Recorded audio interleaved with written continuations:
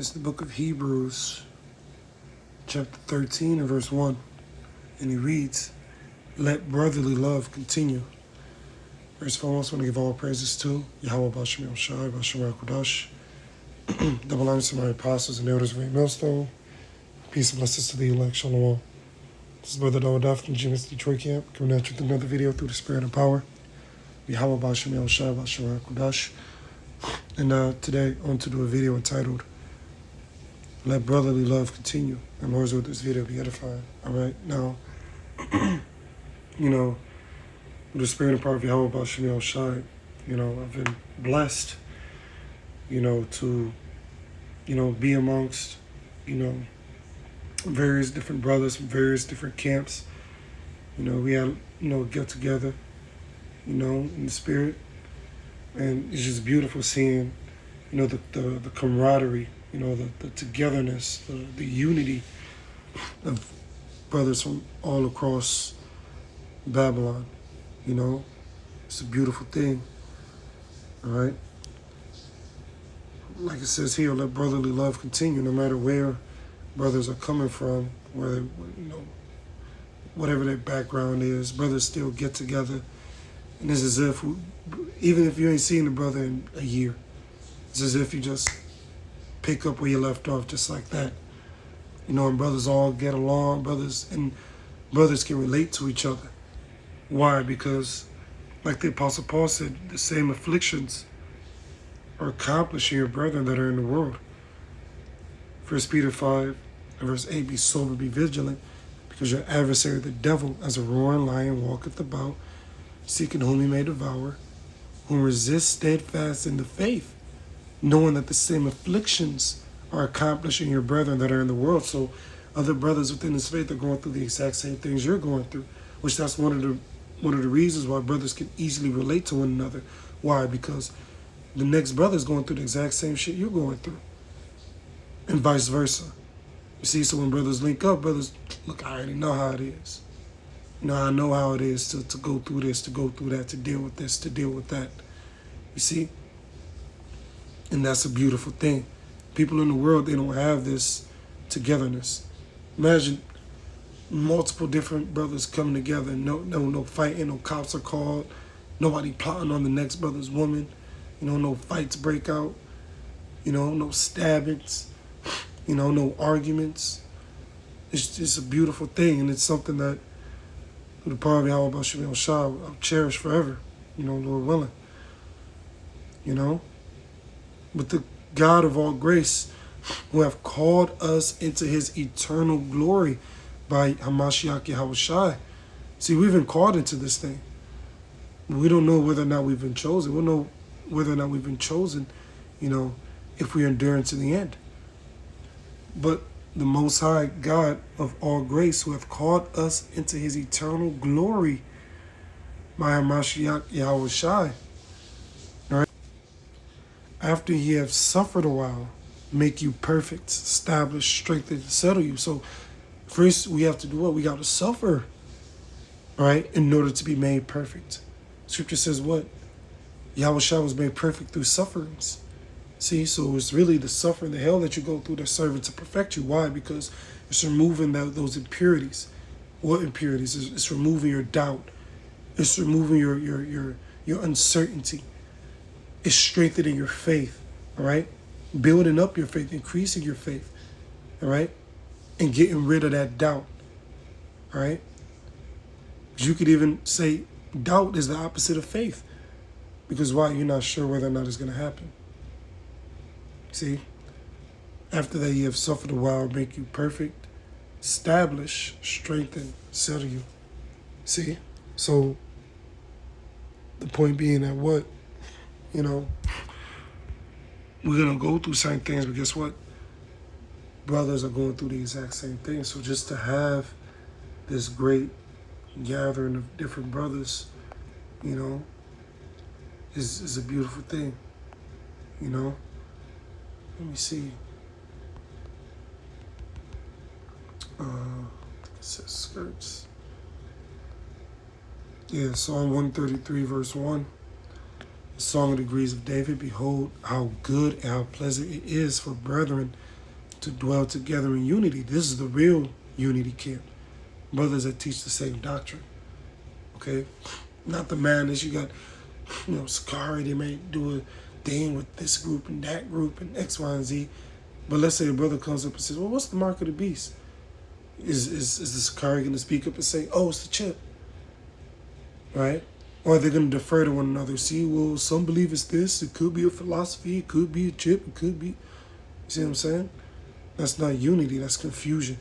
You're united in your confusion because you're all going off. But this right here that the Lord has blessed us to be a part of, this is the real unity. You see?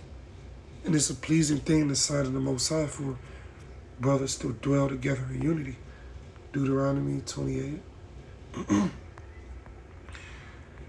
In verse 15, but it shall come to pass that if thou wilt not hearken unto the voice of Yahweh Ba'ashem Yahushua thy power to observe to do all his commandments and his statutes which I command you this day, that all these curses shall come upon thee and overtake thee. And one of those curses is what? Deuteronomy chapter 28 and verse 54. So that the man that is tender among you and very delicate, that's how brothers was very hospitable, all right, to brothers back in the ancient world, and very delicate. His eye, meaning his mind, shall be evil toward his brother. That's why you see Jake just totally being demons to each other, and toward the wife of his bosom, and toward the remnant of his children, which he shall leave as fatherless households. So that's a curse to have Jake being at odds with each other. But that's how you know the Lord is lifting up the curses from off of his people, because wow, you have brothers dwelling together in unity. Going real quick to the book of Amos, chapter 9, and verse 11. In that day, look, it says the restoration of Israel, which is beginning on this side. In that day will I raise up the tabernacle of David that is fallen. He's doing that now. The house of David has been risen through this knowledge, this truth, and close up the breaches thereof. That's the differences between the tribes. All that's getting ironed out.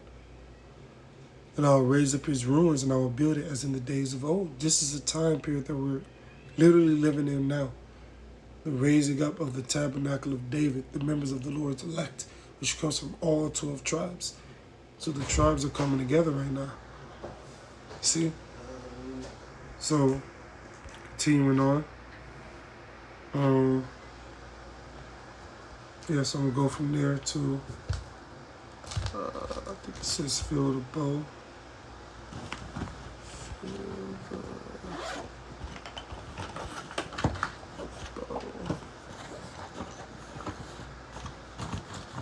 I think it's Zephaniah. Zechariah sounds right.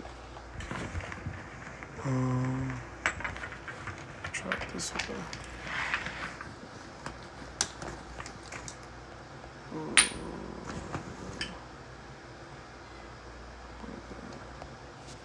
Yep, Zechariah 9 and 13.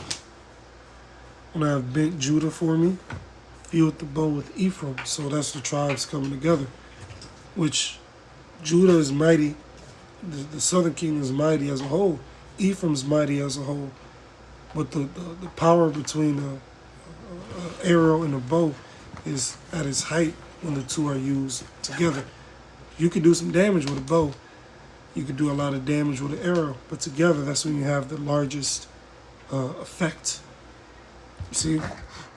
And raise up thy sons, O Zion, against thy sons, O Greece, and make thee as the sword of a mighty man. The point being that the tribes are coming together. And not only are the tribes coming together, the tribes are getting along right now.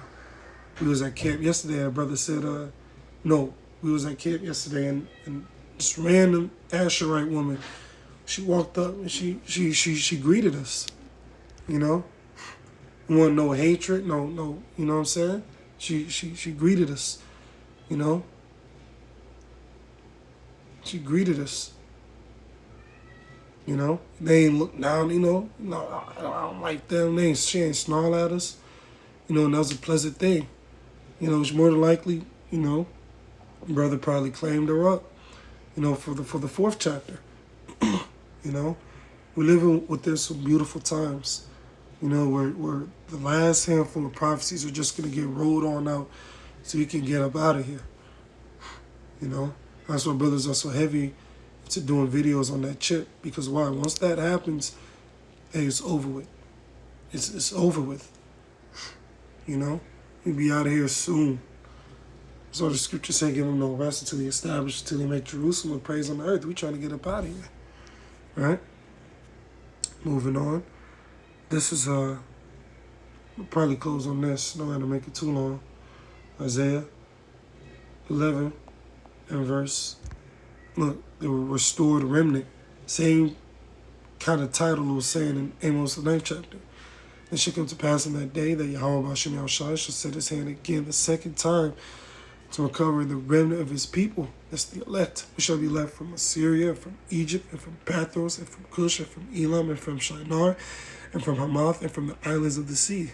See, because we're scattered throughout the 4 quarters of the earth. And he shall set up an ensign for the nations. Here's the point. It shall assemble the outcasts of Israel. You see? And gather together the dispersed of Judah from the 4 quarters of the earth. So that's the Lord bringing, that great deliverance of all 12 tribes. Before the deliverance can take place, this verse right here must happen. Verse 13, the envy also of Ephraim shall depart. So the Asherite woman that saw us, she's of the northern kingdom, right? Which Ephraim's the head of the northern kingdom. And she greeted us. That was a beautiful thing, right? That was a beautiful thing. And the adversaries of Judah shall be cut off. Yeah. Ephraim shall not envy Judah, and Judah shall not vex Ephraim. So the tribes are going to come together, and those differences are going to be smoothed on out. Then what's going to happen? They shall fly upon the shoulders of the Philistines toward the west. They shall spoil them of the east together. They shall lay, let me finish. They shall lay their hand upon Edom and Moab, and the children of Ammon shall obey them. Notice it keeps saying them, they, there, together. Because why? The tribes have to get brought together before, all right, this destruction can happen. You see? And the only members of the tribes that are coming together is just the elect on this side. Because that's all the Lord wants on this side. So it's a beautiful thing to have the brethren together in unity. All praise, honor, and glory be to Yahweh B'Shem Yahushua, the beloved of my apostles and elders, a great millstone, peace and blessings to the elect. Shalom.